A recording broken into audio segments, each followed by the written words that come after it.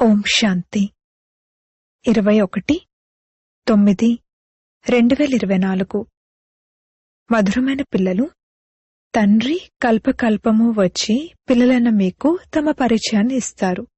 మీరు కూడా అందరికీ తండ్రి యొక్క యథార్థ పరిచయాన్ని ఇవ్వాలి. ప్రశ్న: పిల్లల యొక్క ఏ ప్రశ్నను విని తండ్రి కూడా ఆశ్చర్యపోతారు. జవాబు: పిల్లలంటారు, బాబా, మీ పరిచయాన్ని ఇవ్వడం చాలా కష్టం. మేమీ పరిచయాన్ని ఎలా ఇవ్వాలి? ఈ ప్రశ్నను విని తండ్రికి కూడా ఆశ్చర్యం కలుగుతుంది. తండ్రి మీకు తమ పరిచయాన్ని ఇచ్చినప్పుడు మరి మీరు కూడా ఇతరులకి ఇవ్వచ్చు. ఇందులో కష్టమన్న మాటే లేదు. ఇది చాలా సహజం. ఆత్మలమైన మనమందరము నిరాకారులము. కావున తప్పకుండా ఆత్మల తండ్రి కూడా నిరాకారునిగానే ఉంటారు. ఓం శాంతి. మధురాతి మధురమైన ఆత్మిక పిల్లలు, మేము అనంతమైన తండ్రి వద్ద కూర్చున్నాము అని భావిస్తారు. అనంతమైన తండ్రి ఈ రథంలోకే వస్తారని కూడా పిల్లలకు తెలుసు. బాప్ దాదా అని అన్నప్పుడు శివ్ బాబా ఉన్నారు మరియు వారు ఈ రథంలో కూర్చున్నారు, వారి తమ పరిచయాన్ని ఇస్తున్నారు అన్నది తెలుస్తుంది. పిల్లలకు తెలుసు వారు బాబా. బాబా ఏ మతాన్ని ఇస్తున్నారంటే, ఆత్మిక తండ్రిని స్మృతి చేసినట్లయితే పాపాలు భస్మమైపోతాయి. దానినే యోగాగ్ని అంటారు. ఇప్పుడు మీరు తండ్రినైతే గుర్తించారు. కావున తండ్రి పరిచయాన్ని ఇతరులకు ఎలా ఇవ్వాలి అని ఎప్పుడైనా అనొచ్చా? మీకు కూడా అనంతమైన తండ్రి పరిచయం ఉంది కావున దానిని తప్పకుండా మీరు ఇవ్వగలరు కూడా. పరిచయాన్ని ఎలా ఇవ్వాలి అన్న ప్రశ్నే ఉత్పన్నమవ్వలేదు. ఏ విధంగా మీరు తండ్రిని తెలుసుకున్నారో అలాగే మీరు చెప్పొచ్చు, ఆత్మలైన మన తండ్రి ఒక్కరే అని. ఇందులో తికమక పడవలసిన విషయమేమీ లేదు. కొంతమంది ఏమంటారంటే, బాబా, మీ పరిచయాన్ని ఇవ్వడం చాలా కష్టం. అరే, తండ్రి పరిచయాన్ని ఇవ్వడం అంటే అందులో అసలు కష్టమనే విషయమేమీ లేదు. జంతువులు కూడా మేం ఫలానా వారి సంతానమని సైగలతో అర్థం చేసుకుంటాయి. అలాగే ఆత్మలైన మనకు వారి తండ్రి అని మీకు కూడా తెలుసు. ఆత్మైన మనం ఇప్పుడీ శరీరంలోకి ప్రవేశించాము. ఆత్మ అకాల మూర్తి అని బాబా అర్థం చేయించారు. అలాగని దానికి ఎటువంటి రూపమూ లేదని కాదు. పిల్లలు గుర్తించారు, ఇది చాలా సరళమైన విషయం. ఆత్మలకు ఒక్క నిరాకారుడైన తండ్రే ఉన్నారు. ఆత్మలైన మనమందరము పరస్పరం సోదరులము, తండ్రికి సంతానము. తండ్రి నుండి మనకు వారసత్వం లభిస్తుంది. తమ తండ్రి గురించి మరియు అతని రచన గురించి తెలియని పిల్లలు ఈ ప్రపంచంలో ఎవరూ ఉండరని మీకు తెలుసు. తండ్రి వద్ద ఏ ఆస్తి ఉంది అన్నదంతా తమ పిల్లలకు తెలిసి ఉంటుంది. ఇది ఆత్మలు మరియు పరమాత్మ యొక్క మేళ. ఇది కళ్యాణకారి మేళ. తండ్రి కళ్యాణకారి. వారు ఎంతో కళ్యాణం చేస్తారు. తండ్రిని గుర్తించడం ద్వారా అనంతమైన తండ్రి నుండి మాకు అనంతమైన వారసత్వం లభిస్తుంది అని అర్థం చేసుకుంటారు. ఆ సన్యాసులు, గురువులు ఎవరైతే ఉంటారో వారి శిష్యులకు తమ గురువు వారసత్వం గురించి తెలిసుండదు. గురువు వద్ద ఏ ఆస్తి ఉంది అన్నది శిష్యులకు కష్టం మీద తెలియచ్చు. మీ బుద్ధిలో అయితే ఉంది, వీరు శివబాబా, ఆస్తి కూడా బాబా వద్ద ఉంటుంది అని. అనంతమైన తండ్రి వద్ద విశ్వరాజ్యాధికారమైన స్వర్గం అనే ఆస్తి ఉందని పిల్లలకు తెలుసు. ఈ విషయాలు పిల్లలైన మీ బుద్ధిలో తప్ప ఇంకెవ్వరి బుద్ధిలోనూ లేవు. లౌకిక తండ్రి వద్ద ఏ ఆస్తి ఉంది అన్నది వారి పిల్లలకే తెలుస్తుంది. మేము జీవిస్తూనే పారలౌకిక తండ్రికి చెందినవారుగా అయ్యాము అని ఇప్పుడు మీరంటారు. వారి నుండి ఏం లభిస్తుంది అనేది కూడా మీకు తెలుసు. మనం మొదట శూద్ర కులంలో ఉండేవారము, ఇప్పుడు బ్రాహ్మణ కులంలోకి వచ్చేశాము. బాబా ఈ బ్రహ్మ తనులోకి వస్తారని, వీరిని ప్రజాపిత బ్రహ్మ అని అంటారని ఈ జ్ఞానం మీకుంది. వారు శివుడు, ఆత్మలందరి తండ్రి. వీరిని ప్రజాపిత బ్రహ్మను గ్రేట్ గ్రేట్ గ్రాండ్ ఫాదర్ అని అంటారు. ఇప్పుడు మనం వీరికి పిల్లలుగా అయ్యాము. శివ్ బాబా గురించి వారు ఇంద్రజాలికుడని, అన్నీ తెలిసినవారని అంటారు. వారు ఏ విధంగా రచన యొక్క ఆది మధ్యాంతాల జ్ఞానాన్ని ఇస్తారు అనేది కూడా ఇప్పుడు మీరు అర్థం చేసుకున్నారు. వారు సర్వాత్మలకు తండ్రి. వారిని నామరూపాలకు అతీతుడు అని అనడం అసత్యము. వారి నామరూపాలు కూడా గుర్తున్నాయి. రాత్రిని కూడా జరుపుకుంటారు. జయంతి అయితే మనుషులదే ఉంటుంది. శివబాబా యొక్క రాత్రి అని అంటారు. రాత్రి అని దేనినంటారో పిల్లలకు తెలుసు. రాత్రి వేళలో ఘోర అంధకారం వ్యాపిస్తుంది.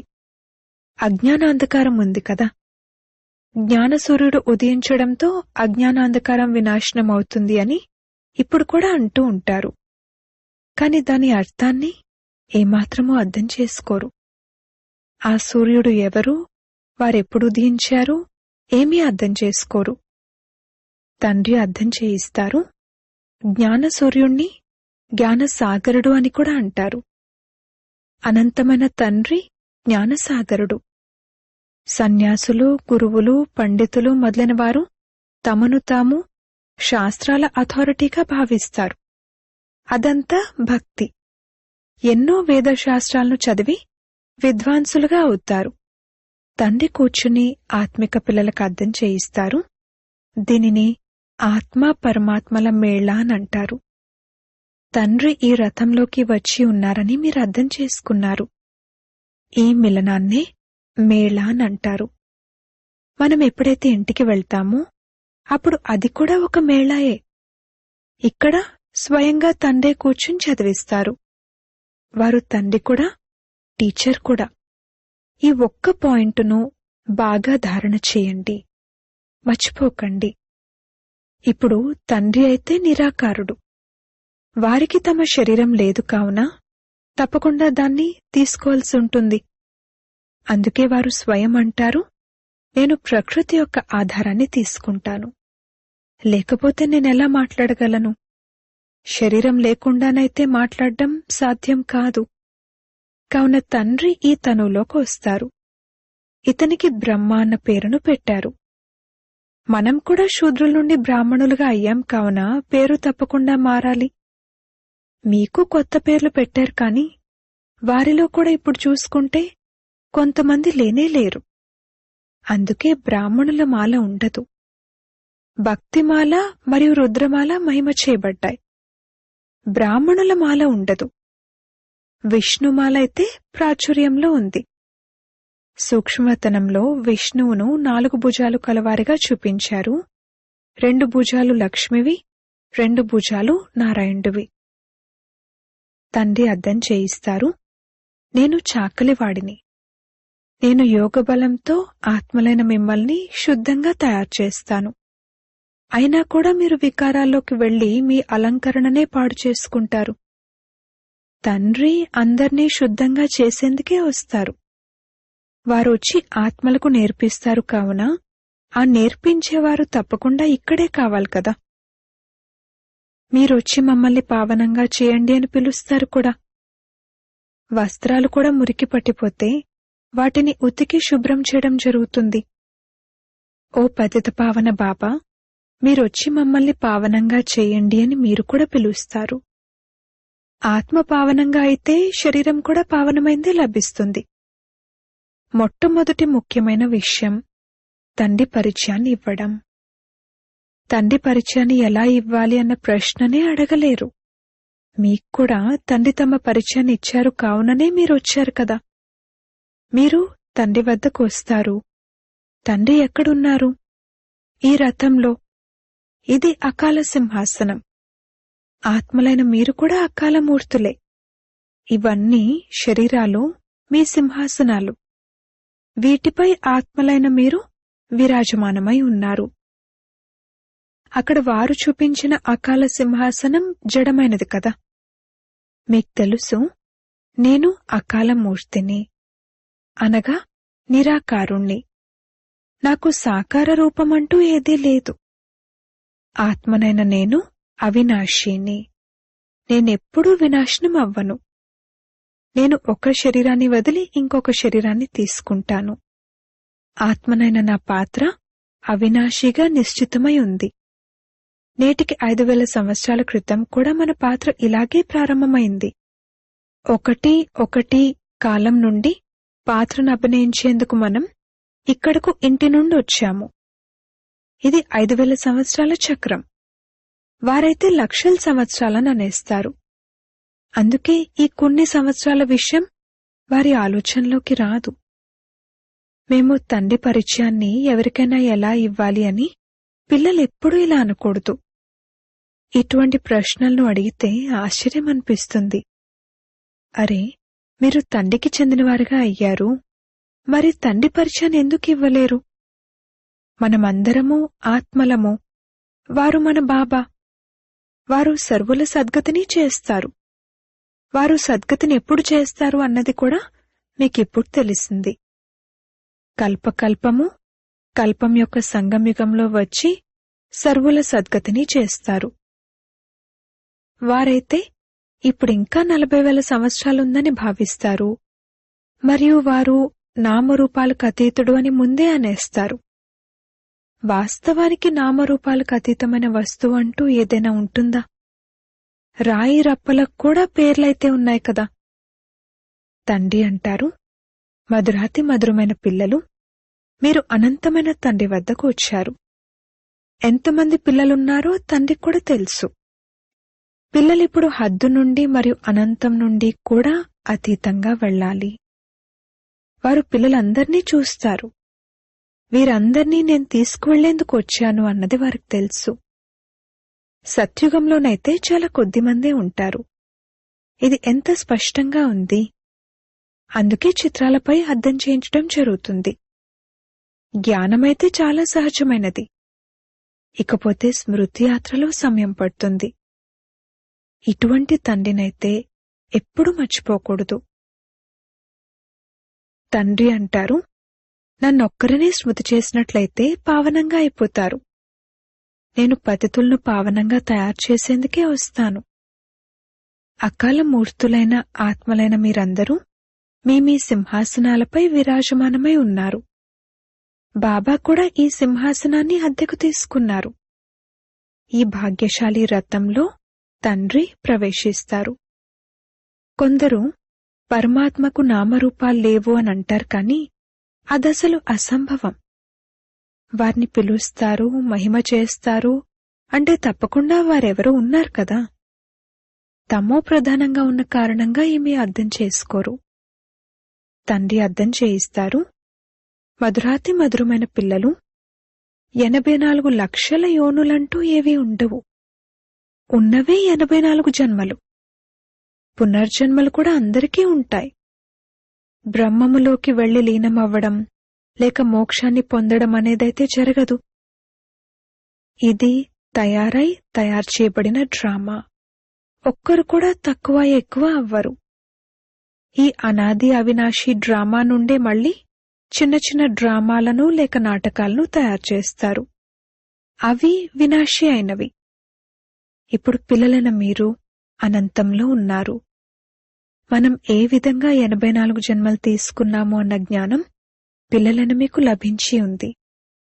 ఇప్పుడు తండ్రి తెలియచేశారు. ఇది ఇంతకుముందు ఎవరికీ తెలీదు. మాకు తెలీదు అని ఋషులు మునులు కూడా అనేవారు. తండ్రి ఈ పాత ప్రపంచాన్ని పరివర్తన చేసేందుకు సంగమయుగంలోనే వస్తారు. బ్రహ్మ ద్వారా కొత్త ప్రపంచ స్థాపనను మళ్లీ చేస్తారు. వారైతే లక్షల సంవత్సరాలు అని అనేస్తారు. అలా అయితే ఏ విషయమూ గుర్తు కూడా రాదు. మహాప్రళయం కూడా ఏమీ జరగదు. తండ్రి రాజయోగాన్ని నేర్పిస్తారు, మళ్లీ రాజ్యాన్ని మీరు పొందుతారు. ఇందులో సంశయం యొక్క విషయమేమీ లేదు. మొదటి నెంబర్లో అందరికన్నా ప్రియమైన వారు తండ్రి అని, ఆ తర్వాత నెక్స్ట్ ప్రియమైన వారు శ్రీకృష్ణుడని పిల్లలైన మీకు తెలుసు. శ్రీకృష్ణుడు స్వర్గం యొక్క మొదటి యువరాజని, వారు నంబర్ 1 అని మీకు తెలుసు. వారే మళ్లీ 84 జన్మలు తీసుకుంటారు. వారి యొక్క అంతిమ జన్మలోనే నేను ప్రవేశిస్తాను. ఇప్పుడు మీరు పతితుల నుండి పావనులుగా అవ్వాలి. పతిత పావనుడు తండ్రే. నీటి నదులు పావనంగా చేయలేవు. ఈ నదులైతే సత్యుగంలో కూడా ఉంటాయి. అక్కడైతే నీరు ఎంతో శుద్ధంగా ఉంటుంది. చెత్త మొదలైనదేమీ ఉండదు. ఇక్కడైతే ఎంత చెత్త పడుతూ ఉంటుంది. బాబా అదంతా చూశారు. ఆ సమయంలోనైతే జ్ఞానం లేదు. నీరెలా పావనంగా చేయగలదు అని ఇప్పుడు ఆశ్చర్యం అనిపిస్తుంది. తండ్రి అర్థం చేయిస్తున్నారు, మధురమైన పిల్లలు, తండ్రిని ఎలా స్మృతి చేయాలి అని ఎప్పుడూ తికమకపడకండి. అరే, మీరు తండ్రిని స్మృతి చేయలేరా? అక్కడ వారు గర్భం ద్వారా జన్మ తీసుకున్న సంతానం, మీరు దత్తత తీసుకోబడ్డ పిల్లలు. దత్తత తీసుకోబడ్డ పిల్లలకు ఏ తండ్రి నుండైతే ఆస్తి లభిస్తుందో ఆ తండ్రిని మర్చిపోగలరా? అనంతమైన తండ్రి నుండి అనంతమైన ఆస్తి లభిస్తుంది కావున వారిని మర్చిపోకూడదు. లౌకిక పిల్లలు తమ తండ్రినేమైనా మర్చిపోతారా? కాని ఇక్కడ మాయ ఒపోజిషన్ జరుగుతుంది. మాయ యుద్ధం నడుస్తుంది. మొత్తం ప్రపంచమంతా కర్మక్షేత్రం. ఆత్మ ఈ శరీరంలో ప్రవేశించి ఇక్కడ కర్మలు చేస్తుంది. తండ్రి కర్మ అకర్మ వికర్మల రహస్యాన్ని అర్థం చేయిస్తారు. ఇక్కడ రావణ రాజ్యంలో కర్మలు వికర్మలుగా అయిపోతాయి. అక్కడ అసలు రావణ రాజ్యమే ఉండదు కావున కర్మలు అకర్మలుగా అవుతాయి. వికర్మలేవీ జరగనే జరగవు. ఇది చాలా సహజమైన విషయం. ఇక్కడ రావణ రాజ్యంలో కర్మలు వికర్మలుగా అవుతాయి. అందుకే వికర్మల శిక్షను అనుభవించాల్సి వస్తుంది. రావణుణ్ణి అనాది అని అంటారా? అలా అనరు. అర్ధకల్పం రావణరాజ్యం, అర్ధకల్పం రామరాజ్యం. మీరు దేవతలుగా ఉన్నప్పుడు మీ కర్మలు అకర్మలుగా ఉండేవి. ఇప్పుడు ఇది జ్ఞానం. మీరు పిల్లలుగా అయ్యారు కావున చదువును కూడా చదవాలి. అంతే. ఇక ఇంకే వ్యాపారాలు మొదలైన వాటి ఆలోచన కూడా రాకూడదు. కాని గృహస్థ వ్యవహారంలో ఉంటూ వ్యాపారాలు మొదలైనవి కూడా చేసేవారున్నారు కావున తండ్రి అంటారు, కమల పుష్ప సమానంగా ఉండండి. మీరు ఎటువంటి దేవతలుగా అవ్వనున్నారు. ఆ గుర్తులను విష్ణువుకు ఇచ్చేశారు. ఎందుకంటే అవి మీకు శోభించవు. అవి వారికే శోభిస్తాయి. వారే విష్ణు 2 రూపాలైన లక్ష్మీనారాయణలుగా అవ్వనున్నారు. అది అహింస పరమో దేవీ దేవతా ధర్మం. అక్కడ వికారాల కామఖడ్గం ఉండదు. అలాగే కొట్లాటలు గొడవలు మొదలైనవేవీ జరగవు. మీరు డబల్ అహింసకులుగా అవుతారు. మీరు సత్యుగానికి యజమానులుగా ఉండేవారు. దాని పేరే గోల్డెన్ ఏజ్, బంగారు ప్రపంచం. ఆత్మ మరియు శరీరం రెండూ కాంచనంగా అవుతాయి. కాంచనకాయను ఎవరు తయారు చేస్తారు? తండ్రి. ఇప్పుడిది ఇనుపయుగం కదా. సత్యుగం గతించిపోయిందని ఇప్పుడు మీరంటారు. నిన్న సత్యుగం ఉండేది కదా. మీరు రాజ్యం చేసేవారు. మీరు జ్ఞానస్వరూపులుగా అవుతూ ఉంటారు. అందరూ ఒకేలా అవ్వరు కదా. అచ్చా, మధురాతి మధురమైన సిక్కిలదే పిల్లలకు మాతా పితా బాప్దాదాల ప్రియ స్మృతులు మరియు గుడ్ మార్నింగ్. ఆత్మిక పిల్లలకు ఆత్మిక తండ్రి నమస్తే. ధారణ కొరకు ముఖ్య సారము. మొదటి పాయింట్, ఆత్మనైన నేను అకాల సింహాసనాధికారిని. ఈ స్మృతిలో ఉండాలి. హద్దు మరియు అనంతం నుండి అతీతంగా వెళ్ళాలి. అందుకే హద్దులలో బుద్ధిని చిక్కుకోనివ్వకూడదు. రెండవ పాయింట్, అనంతమైన తండ్రి నుండి అనంతమైన ఆస్తి లభిస్తుంది. ఈ నశాలో ఉండాలి. కర్మ అకర్మ వికర్మల గతిని తెలుసుకుని వికర్మల నుండి రక్షించుకోవాలి. చదువుకునే సమయంలో వ్యాపారాలు మొదలైన వాటి నుండి బుద్ధిని తొలగించి వేయాలి. వరదానము. శ్రీమతం అనే కళ్ళాన్ని టైట్ చేసి మనసును వశం చేసుకునే బాలక్ సో మాలిక్ భవ. ప్రపంచంలోని వారేమంటారంటే, మనసనేది గుర్రం వంటిది, అది చాలా వేగంగా పరిగెత్తుతుంది అని. కాని మీ మనసు ఇటు అటు పరిగెత్తలేదు. ఎందుకంటే శ్రీమతం అనే కళ్ళం దృఢంగా ఉంది. ఎప్పుడైతే మనసు బుద్ధి పక్క దృశ్యాలను చూడటంలో నిమగ్నమైపోతాయో అప్పుడు కళ్ళం డీలా అవ్వడం వలన మనసు చంచలమవుతుంది. అందుకే ఎప్పుడైనా ఏదైనా విషయం జరిగితే, మనసు చంచలమైతే శ్రీమతం అనే కళ్ళాన్ని టైట్ చేయండి. అప్పుడు గమ్యానికి చేరుకుంటారు. నేను బాలక్ సో మాలిక్. ఈ స్మృతితో అధికారులుగా అయి మనసును మీ వశంలో ఉంచుకోండి. స్లోగన్: ఏదైతే జరుగుతూ ఉందో అది కూడా మంచిది, మరియు ఏదైతే జరగనున్నదో అది ఇంకా మంచిది అని సదా నిశ్చయం ఉన్నట్లయితే అచంచలంగా స్థిరంగా ఉంటారు. ఓం శాంతి.